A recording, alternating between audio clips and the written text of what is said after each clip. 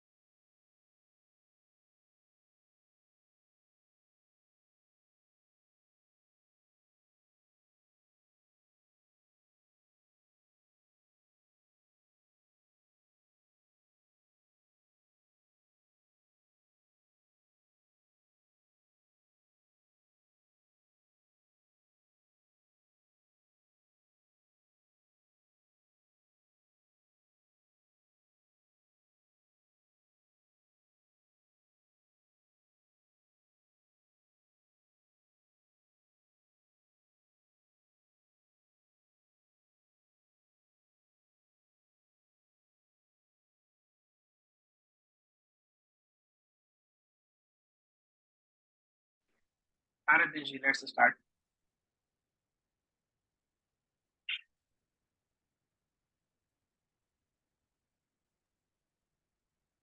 Good evening.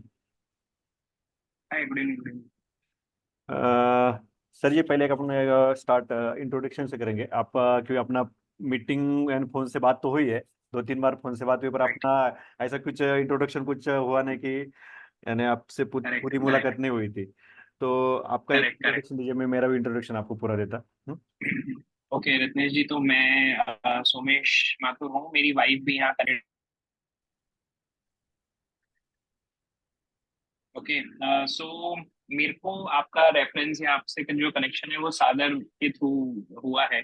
Yes yes. Right. और हम लोग पिछले कुछ 3-4 साल से आपसे कनेक्टेड हैं, इंश्योरेंस रिलेटेड एंड एवरीथिंग। सो मेरा कुछ 8-9 साल का वर्क एक्सपीरियंस है। थ्रू आउट मेरा एफएमसीजी में वर्किंग रहा है पिछले 8-9 साल से।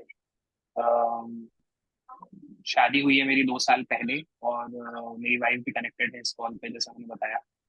सो ये है, हम लोग बिलोंग राजस्थान से करते हैं, अभी सेटल्ड है पुणे में। तो ये है कुछ बेसिक चीजें। ओके। अभी कंपनी कौन सी है अभी ज्वाइन? आप कौन सी कंपनी में? अभी मैं रमेश जी वीएलसीसी में हूँ। वीएनसीसी। वीएलसीसी, हाँ। ओके। यानी ये कॉस्मेटिक्स, हाँ, राइट राइट राइट कॉस्मेटिक वाली ना? Okay okay. Right right right.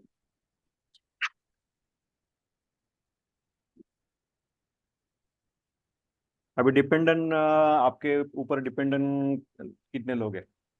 यानी चाइल्ड और ये नहीं है? हाँ नहीं, अभी मेरी मदर है और मेरी वाइफ है। ओके, मदर और वाइफ।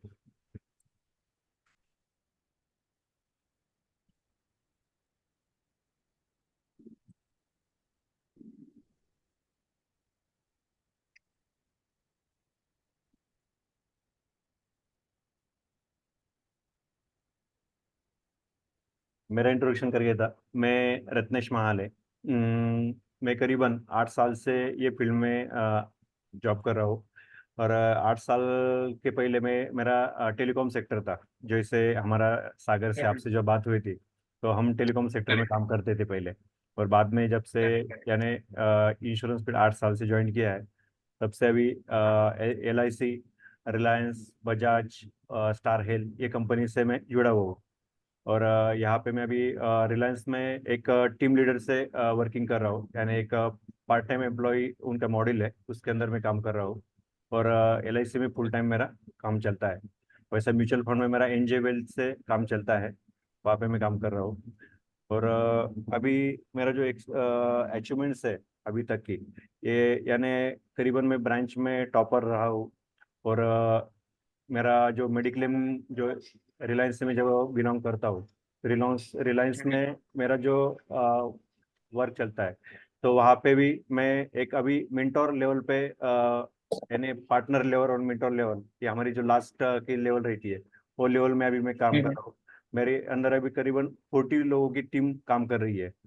और उनको ट्रेनिंग देना, उनसे बिजनेस करना, ये जो आपकी यानी अपने मार्केटिंग जो स्ट्रेटजी रहती है, वो सब फॉलो करते हम, वो काम करते हैं।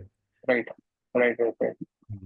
अभी लाइफ इंश्योरेंस, अभी जो तुम हमारी जो बात हुई थी सुबह की, हमारा अभी तक कुछ भी अभी तक बेस बना हुआ नहीं है, कि अपने कुछ किया नहीं है अभी तक। तो एक फाइनेंशियल पिरामिड के हिसाब से आप अपना अपन सोचेंगे, तो एक मेडिक्लेम ये बेसिक में आता है कि अपने फाइनेंशियल पिरामिड में सबसे पहला मेडिक्लेम होना जरूरी है। क्योंकि क्या ठीक है। होता है कि जो भी हेल्थ का इश्यू आएगा या कुछ भी रहेगा, तो ये आपका बेसिक रहता है कि जब कुछ अपन कमाते हैं, कुछ भी करते हैं, और एक छोटी सी बीमारी या कुछ बीमारी का ये आ जाएगा, तो 1 महीने की या 2 महीने की सैलरी आपकी वो बीमारी के एडमिशन में निकल के जाती है। यानी आपको 2 महीने या 3 महीने आपको बैक में ढकेल देती है। वैसे ही अपन सोचेंगे ना कि लोग उल्टा चालू करते हैं, गोल्ड परचेस करते हैं, म्यूचुअल फंड में काम करते हैं, या होम लोन करते हैं। और जो चीज़ें बेसिक चीज़ है कि मेडिक्लेम क्यों जरूरी है, क्यों कि हमारा जो वेल्थ प्रोटेक्शन है, जो अपन वेल्थ क्रिएशन कर रहे हैं, वेल्थ बना रहे हैं, अलग अलग माध्यम से, जॉब के माध्यम से बना रहे हैं, पैसिव इनकम के माध्यम से आप बना रहे हैं, और उसको प्रोटेक्ट करने के लिए मेडिक्लेम ये बहुत जरूरी है। क्योंकि जो भी कुछ अभी कैंसर जैसी जो बड़ी बीमारी है, समझो, ये सर की ये बीमारी है, ये हमारा फाइनेंशियल पूरा डिस्टर्ब करके जाती है। क्योंकि हमारे पास भी कोई ऐसे एग्जांपल्स है कि इतने लोग यानी बर्बाद हो गए, कि जिन्होंने जो बनाया था ये पूरा बेच बेच के उनको उसका इलाज करना पड़ा। क्यों ये करना पड़ा? क्यों? उनके पास मेडिक्लेम नहीं था। मेडिक्लेम रहा तो तुम्हारी यानी एक समय एश्योर्ड भी पकड़ेंगे ना, 10 लाख रुपए के लिए करीबन तुमको 10 बिलो 10% आपका इन्वेस्टमेंट रहता है। यानी आपका हम्म, इन्वेस्टमेंट समझो 10 लाख रुपए की पॉलिसी है, तो आपका हम्म, मैक्सिमम 10,000, 15,000, 20,000 इसके ऊपर आपका प्रीमियम नहीं जाता है, एक आदमी का भी पकड़ेंगे तो भी। हम्म, तो यानी हम्म, आपका ये जो लोगों को लगता है कि मेडिक्लेम करना यानी वेस्टेज पैसा जाता है। ठीक है, लोगों को लगता है कि एक करेक्ट, साल में मेरे को कुछ नहीं हुआ, 2 साल में मेरे को कुछ नहीं हुआ, पर ये आपके करेक्ट, आपके इनकम में से 1-2 टक्का, 5 टक्के के ऊपर आपसे पैसा नहीं ले रही है। करेक्ट, बराबर है। वहां से अगले यानी आपको मेरे को पता नहीं, अब तुमको पता नहीं मेरे को बीमारी कब होने वाली है और मैं कब एडमिट होने वाला हूँ, एक्सीडेंट कौन कब होने वाला है ये भी मेरे को पता नहीं है। पर इसके लिए प्रिपेयर होना पहले से जरूरी है। इसलिए फर्स्ट स्टेज में मेडिक्लेम ये सबसे पहले जरूरी है। और सेकंड स्टेज हम्म, आती है कि जो भी अभी ये मैंने एक स्क्रीन पे रखा है, ह्यूमन लाइफ रखा है कि अपन हम्म, 0 से 25 में डिपेंडेंट रहते हैं। 0 से 25 में जब करेक्ट, अपन कुछ भी करेंगे तो हमारे पेरेंट्स के ऊपर डिपेंड रहते हैं। तब हमारा पढ़ाई रहता है, ये रहता है, अपन डिपेंडेंट रहते हैं। करेक्ट, तब वो हम कुछ सेविंग या कुछ ये बातें हैं ये हमें कुछ पता ही नहीं रहती है। बाद में 25 के आगे हम जॉब जॉब में लग जाते हैं। जॉब से करीबन आपको जो स्पैन मिल रहा है 60 एज तक का स्पैन मिल रहा है, यानी जो अर्निंग करना है, फैमिली भी को भी संभालना है और बाद में सेविंग भी करना है।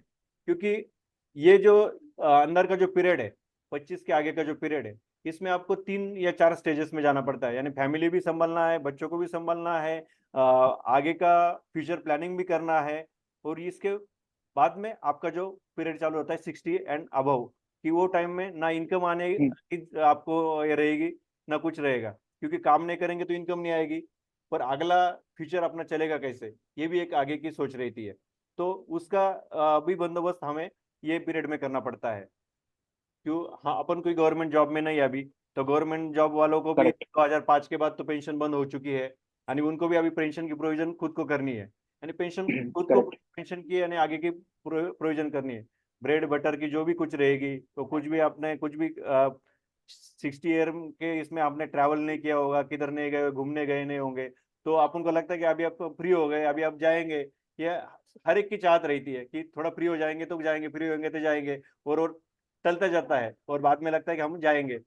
तो अपन 60 के बाद सोचते हैं उसके लिए, पर वहां तब मनी की मुसीबत आती है। अरे मेरे पास तो अभी इतना फंड नहीं है, क्योंकि बाद में क्या रहता है कि बच्चों की शादी, बच्चों की परवरिश, बाद में उनका कुछ वो उनके स्टाइल से देखेंगे, उनके टाइप से देखेंगे।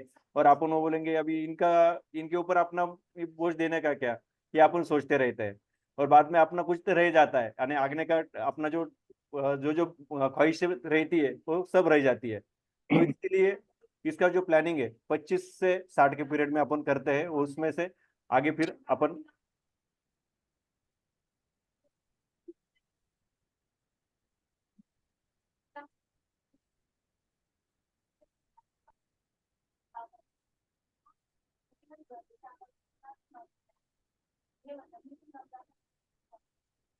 अभी ये जो चार्ट मैंने जो आपको एक्सप्लेन किया कि ये जो पता है कि इसमें 60 से 80 तक अभी जो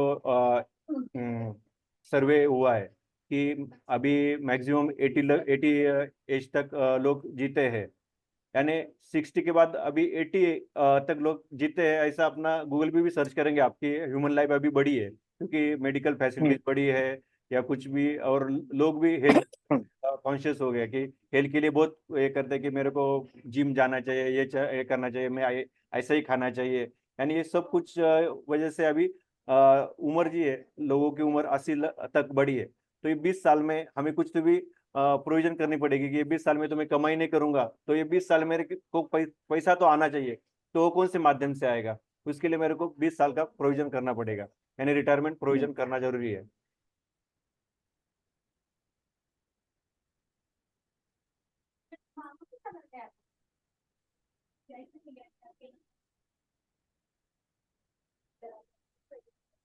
अभी ये जो चार्ट आपको सामने सामने दिख रहा है कि रिटायरमेंट प्लानिंग का जो भी अभी सोचेंगे कि 63% जो लोग हैं अभी तक 60 के बाद डिपेंडेंट रहते हैं लोग, यानी कोई मेरे को देगा तो हम करेंगे, सोचेंगे, करेंगे। ऐसे लोग अभी दिखते हैं अब उनको, यानी गवर्नमेंट कुछ भी स्कीम देगा तो हमें कुछ परवरिश हो गया हमारी, ऐसा सोच में से लोग चलते हैं। 23% लोग अपन देखते हैं कि रिटायर यानी 60 एज हो जाती है, उम्र हो जाती है, तभी भी काम करना पड़ता है। आप देखते हैं हमारे यानी सोसाइटी में देखते हैं कि वॉचमैन लोग देखते हैं अपन, या कुछ हम्म फल वाले देखते हैं या कुछ देखते हैं, उनकी उम्र 60 के ऊपर हो गई है, पर उनको काम करना पड़ रहा है। हम्म क्यों काम करना पड़ रहा है? क्यों? पहले आगे का प्लानिंग कुछ नहीं किया था, पर अभी उनको काम करना पड़ रहा है।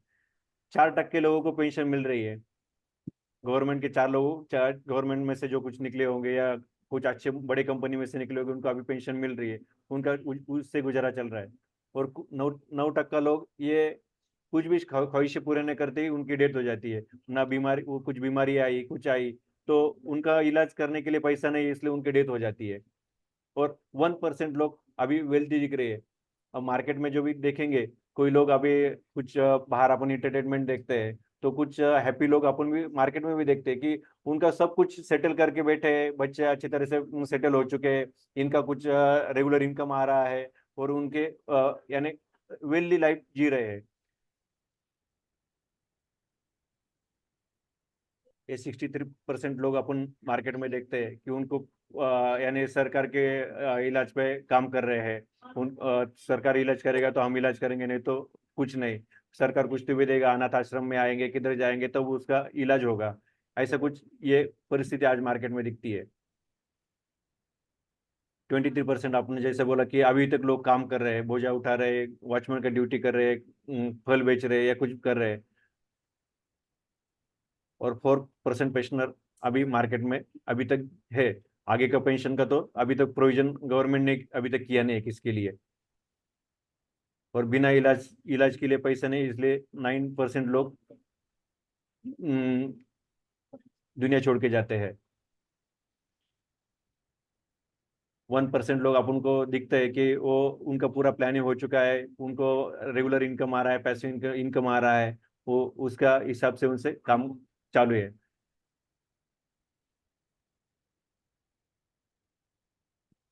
अभी ये आता है कि 86% डिपेंडेंट और स्टिल वर्किंग क्यों कर रहे हैं। तो सोचने की जरूरत है कि ये बात अपन पहली बात कर चुके कि कोई प्लानिंग नहीं किया। 86% जो लोग दिखते हैं डिपेंडेंट और स्टिल वर्किंग थी, उन्होंने कुछ भी उनके जो 25 से 60 ईयर का जो प्लान स्पैम था, इस स्पैम में उन्होंने कोई भी प्लानिंग नहीं किया, और उसमें कोई भी सेविंग नहीं किया, कुछ उसका आगे का फ्यूचर का प्लानिंग नहीं किया।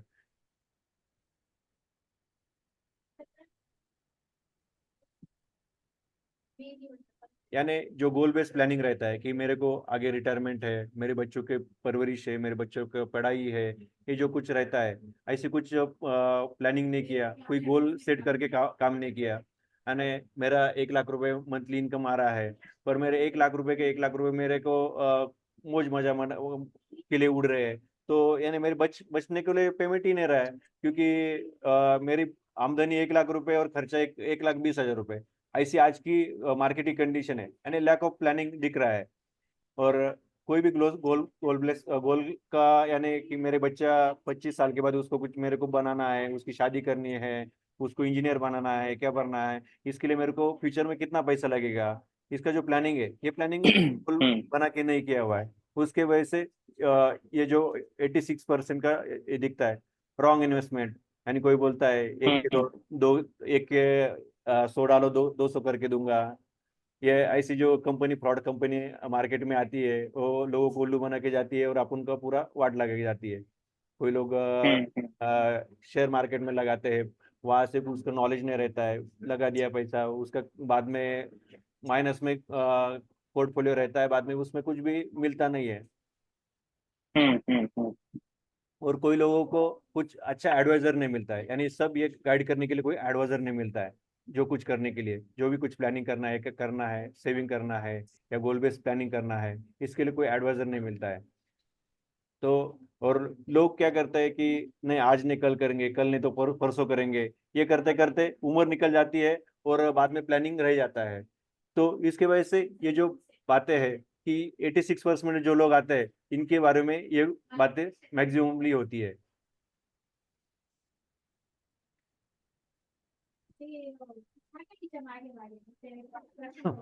अभी हम मुद्दे पे आएंगे कि हम्म।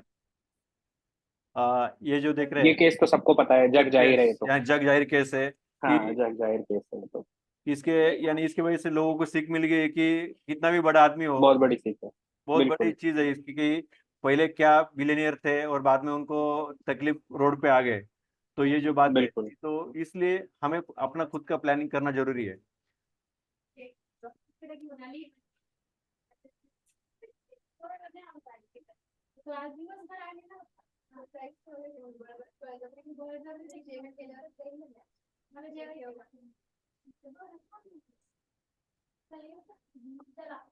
अभी जो हम बात करना चाह रहे हैं, तो सबसे पहले हम्म। हम बात करेंगे कि आपका मेडिक्लेम होना जरूरी है। ठीक है। मेडिक्लेम मेडिक्लेम कितना होना चाहिए कि मेरी अभी जो मेडिकल फैसिलिटीज़ है, जो मॉडर्न मेडिकल फैसिलिटीज़ मार्केट में आई हुई है, अलग अलग ट्रीटमेंट्स आई हुई है, तो उसका खर्चा भी बढ़ रहा है। अभी 4 दिन पहले मेरी लड़की एडमिट हो गई थी, 2 ही दिन एडमिट थी। उसका कुछ यानी पेट का कुछ प्रॉब्लम था, तो उसको एक हम्म। नॉर्मल छोटी सर्जरी करनी पड़ी। तो 2 दिन का ओ। खर्चा कितना होना चाहिए आपके अंदाज से? नॉर्मल और छोटी वैसे हम सर्जरी। लोग खुद अभी एक मेडिकल कंडीशन से निकले हैं, हम्म। रिसेंटली, बहुत रिसेंटली, जिसमें हमारे कुछ 2.5 लाख समथिंग लग गए जस्ट फॉर 10 डेज। हम्म। तो आप मान लो दिन का 25-30 हजार रुपये तो खर्चा हुआ ही है। बरोबर बरोबर। यानी खर्चा जो है ये बढ़ता जा रहा है, क्योंकि मॉडर्न बिल्कुल। टेक्नोलॉजी की वजह से, मॉडर्न इक्विपमेंट की वजह से अभी मेरे लड़की बिल्कुल। के लिए 85,000 का खर्चा आया है। और उसका पहले टेस्ट ओके। वगैरह जो किया, यानी 1 लाख रुपए के करीबन खर्चा आ गया। तो मेरा मेडिक्लेम था, आज हम्म। मेरे 85 के लिए मेरे को इधर उधर भागना नहीं पड़ा। मेरे अकाउंट को देखना नहीं पड़ा कि मेरे हम्म। अकाउंट में पैसे है नहीं है।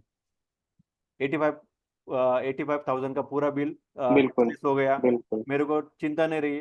मेरे का 1 साल, मेरे 1 महीने का जो पेमेंट है वो एक दिन में चला जाता, 1 महीने बिल्कुल। का। बिल्कुल। यानी ये जो है कि आज समझने की जरूरत है हर एक को कि कब मेडिक्लेम की जरूरत पड़ेगी, ये किसको भी पता नहीं है। बिल्कुल। तो मेडिक्लेम ये आज के कंडीशन, मार्केट कंडीशन के हिसाब से मेडिक्लेम अपना होना जरूरी है। अ, वैसा ही हमें एक अपना लाइफ सिक्योर होना जरूरी है, अपना इन्वेस्टमेंट प्रोटेक्शन और अपनी फैमिली प्रोटेक्शन के लिए एक तो टर्म प्लान होना जरूरी है। टर्म प्लान यानी टर्म प्लान में क्या रहता है कि मेरा खुद का टर्म प्लान में मेरी जो प्रॉपर्टी है, समझो मैं, मेरा जो खर्चा है उसके 20 गुना करीबन मेरा ये होना चाहिए।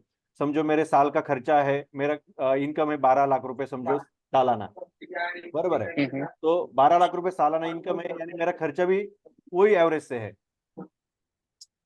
अप्रोक्स, हाँ।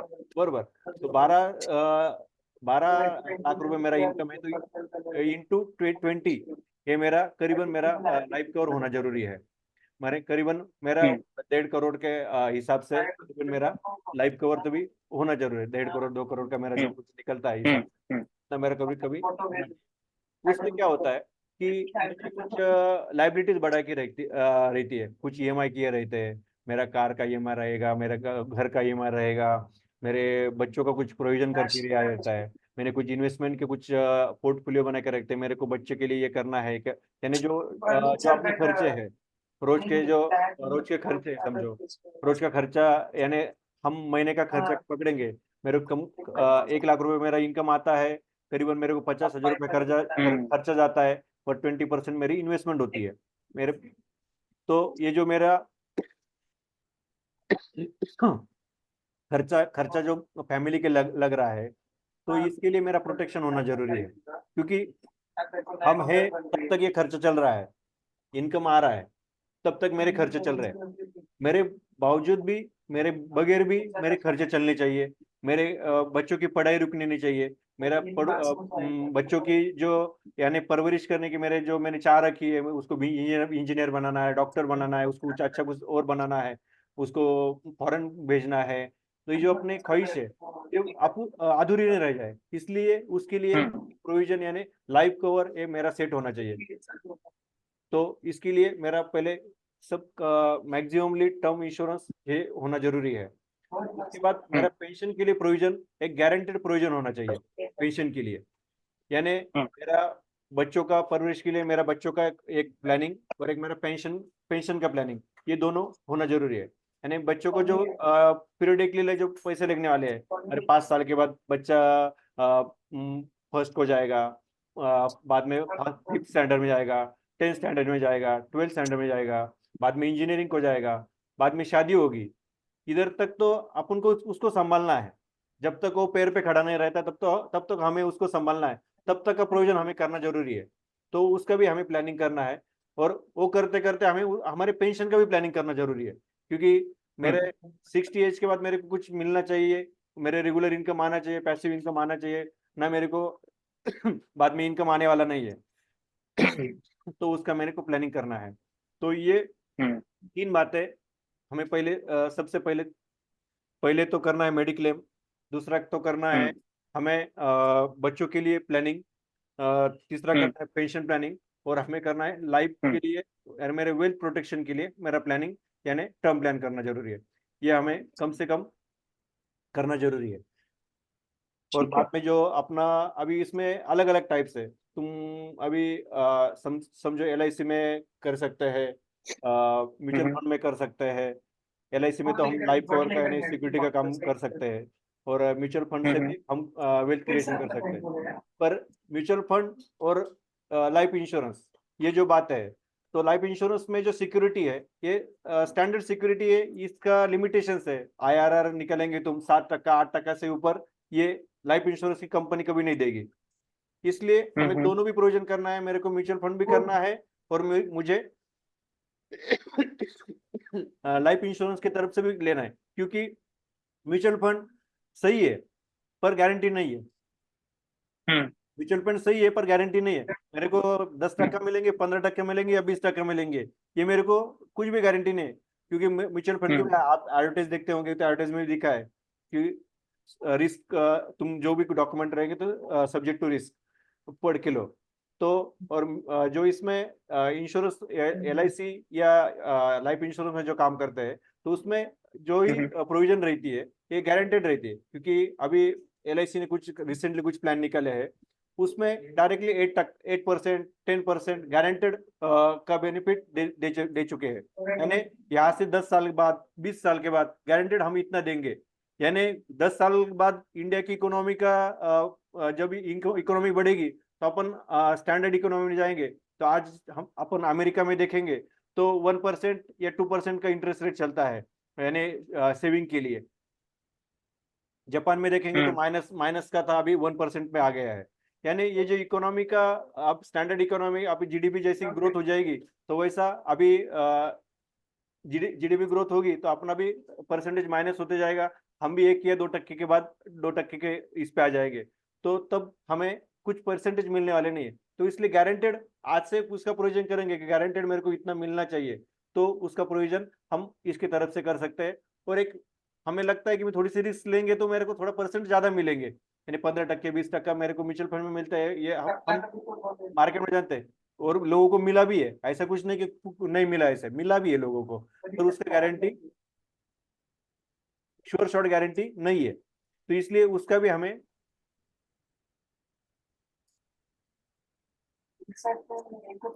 डिस्कनेक्ट हुआ क्या? नहीं ना? नहीं करेक्टेड है। Okay okay. तो उसके लिए हमें अपना पोर्टफोलियो करते वक्त दोनों में भी करना जरूरी है। यानी कुछ पोर्टफोलियो हम रिस्क लेके करेंगे और कोई पोर्टफोलियो हम सिक्योर में करेंगे। यानी आपको आगे दिक्कत नहीं होगी कि पछतावा नहीं होगा कि मैंने इसमें कुछ ज्यादा डाल दिया तो मेरा इतना लॉस हो गया और मेरा फ्यूचर का प्लानिंग नहीं हुआ। इसलिए दोनों में भी हम परसेंटेज वाइज उसको पोर्टफोलियो मैनेज करके लेते हैं।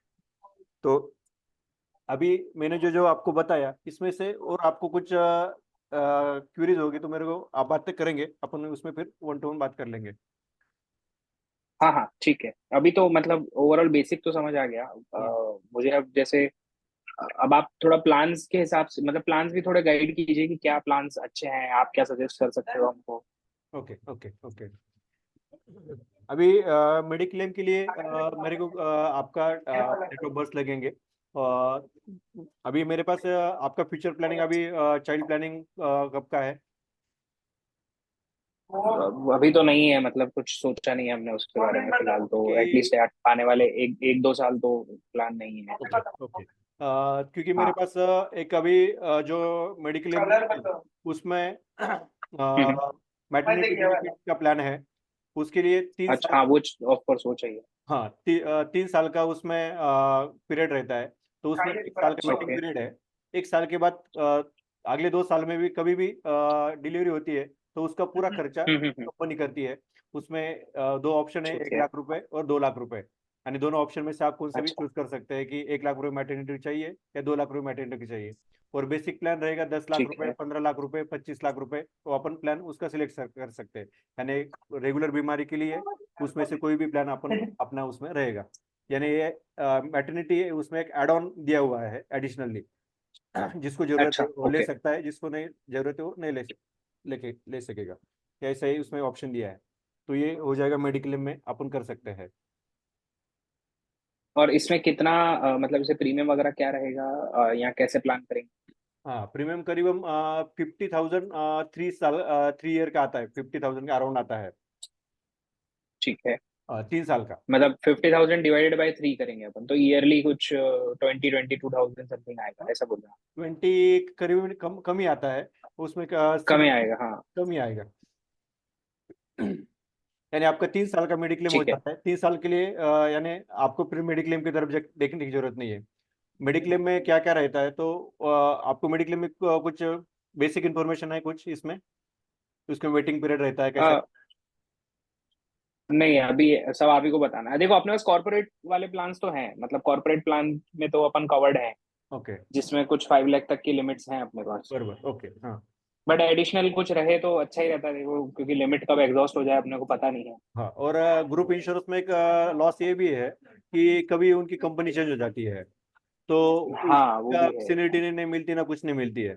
और कंपनी आप राइट चेंज राइट करते हैं, राइट। कंपनी चेंज करते हैं, समझो आज भी आप वीएलसीसी में है और बाद में कंपनी चेंज के लिए तो आपका उधर से वापस हम्म। चालू हो जाता है। वो तो यानी हाँ। हाँ, इसमें और वो अभी जैसे अभी जो मेरे वाइफ के पास है उसमें तो कोपे भी है, मतलब उसमें 25% हमको देना पड़ता है, और 75% ही हम इंश्योर ले सकते हैं। बराबर तो बराबर। ठीक है, वो तो साथ में है, वो चल नो इश्यूज, बट हम एडिशनली भी कुछ ले लें जिसमें अपन फुल्ली कवर्ड हो तो ज्यादा अच्छा है। हाँ, अभी इसमें कैसा है कि फर्स्ट डे से अपन एक्सीडेंटल कवर करते हैं मेडिक्लेम में।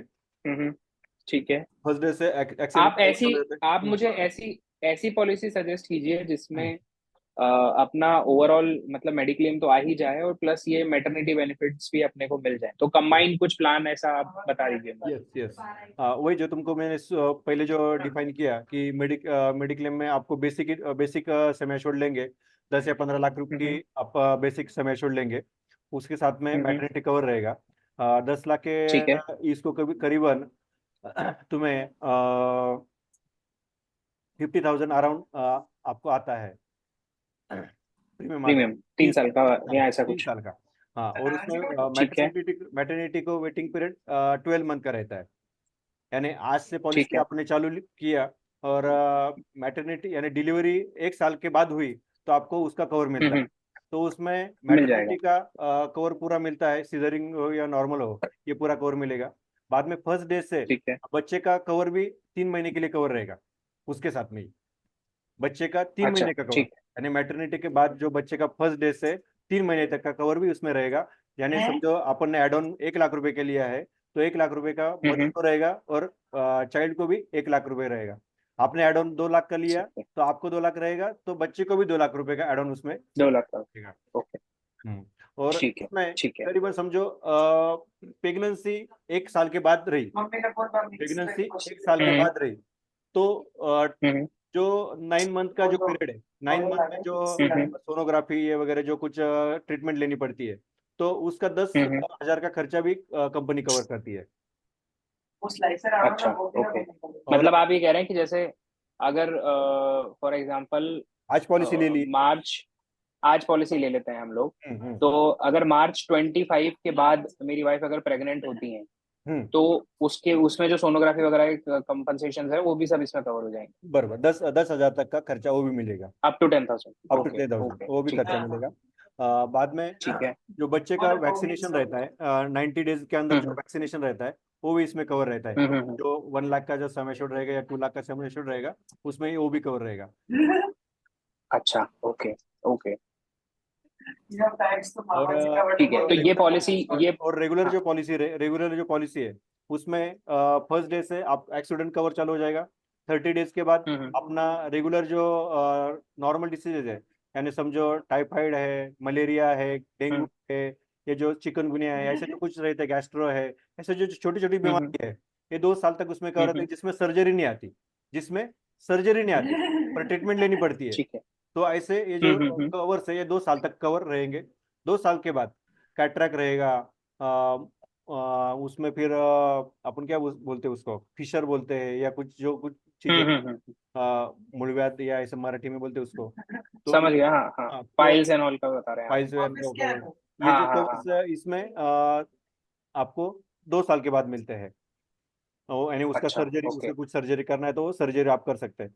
और 4 साल के बाद ओके। अपना रेगुलर पॉलिसी पूरी मैच्योर हो जाती है, यानी इसके बाद भी कोई भी कुछ दिक्कत आती है तो उसमें पूरा कवर चालू हो जाता है, 100% कवर मिलना चालू हो जाता है 4 ईयर के बाद, 4 ईयर के बाद। ओके, तो ये पॉलिसी मतलब ये पॉलिसी कितने पीरियड के लिए रहती है अगर अपन जैसे लेते हैं तो? पॉलिसी अभी तुमको मैक्सिमम 3 साल की मिलेगी, 1 साल की मिलेगी, 2 साल की मिलेगी, 3 साल की मिलेगी। 3 साल के बाद आपको वापस रिन्यू करना है। 3 साल के बाद आपको सोचना है कि मेरे को अच्छा 1 साल का रिन्यू करना है या 3 साल का रिन्यू करना है। 3 साल के बाद आपको लगता है कि मेरे अच्छा। को अभी आगे तो मेरा चाइल्ड प्लानिंग नहीं है, तो आप उसमें एड ऑन निकाल सकते हैं, उसमें से मैटरनिटी का जो एड ऑन है वो निकल जाएगा। आप रेगुलर सिर्फ रेगुलर प्रीमियम का ये करेंगे, यानी वो भी उसमें तो ऑप्शन है। उसमें उसमें प्रीमियम कम होता है थोड़ा, ऐसा तो बोल रहे प्रीमियम हैं कम आप? हो जाएगा, बहुत प्रीमियम कम हो जाएगा उसमें। ओके हम्म।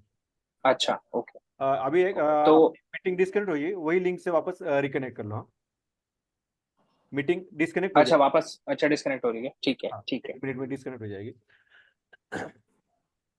ओ अच्छा। मैडम को कुछ पूछना था शायद, मैडम का हैंड रेज किया था मैडम ने। हाँ, और रत्नेश जी अभी जैसे आप बता रहे हो मीटिंग डिस्कनेक्ट हो जाएगी, तो मैं फिर उसके बाद ही पूछूं, अभी पूछ लो? क्वेश्चंस तो मेरे बहुत सारे हैं क्योंकि। हाँ चलेगा, 1 मिनट के बाद ही पूछ लेंगे तो चलेगा। ओके चलेगा। अच्छा हाँ। अच्छा, मीनवाइल मैं ये पूछ लेता हूँ कि अभी ये जो आप मेरे को ये जो पॉलिसी बता रहे हैं मेडिक्लेम वाली, हम्म। तो ये आप मतलब कौन कौन से अभी कंपनी से आप मेरे को रिकवर कर रहे हैं? रिलायंस जनरल इंश्योरेंस में बात कर रहा हूँ। अभी रिलायंस अच्छा रिलायंस को जो टेक ओवर किया है, हिंदुजा ग्रुप ने टेक ओवर किया हुआ है। अच्छा ओके रिलायंस कैपिटल में जो था वो हिंदुजा ग्रुप में टेक ओवर कर लिया है। 1 अप्रैल से हिंदुजा ग्रुप में चालू हो जाएगा पूरा काम। अच्छा, इसके अलावा और अगर किसी का लेना चाहे अपन, या और कोई सजेशन है आपके पास, जैसे बजाज के हों या और किसी के हों? बजाज है, स्टार हेल्थ है मेरे इसमें, पर स्टार हेल्थ हाँ, स्टार फिलहाल, हेल्थ में। स्टार हेल्थ है, बजाज है। पर इसमें प्रॉब्लम अभी स्टार हेल्थ में क्लेम का इशू चल रहा है, इसलिए हम उसको अच्छा, ये नहीं कर रहे और रिकमेंड नहीं करता, ओके। रिकमेंड नहीं कर रहे। और बजाज में ये मैटरनिटी जैसा ऐसा जो मैंने जो बताया ऐसी अभी तक स्कीम लॉन्च नहीं हुई है, यानी वेटिंग पीरियड, कम वेटिंग पीरियड ओके में मैटरनिटी बेनिफिट या ऐसा कुछ लॉन्च नहीं हुआ अभी तक।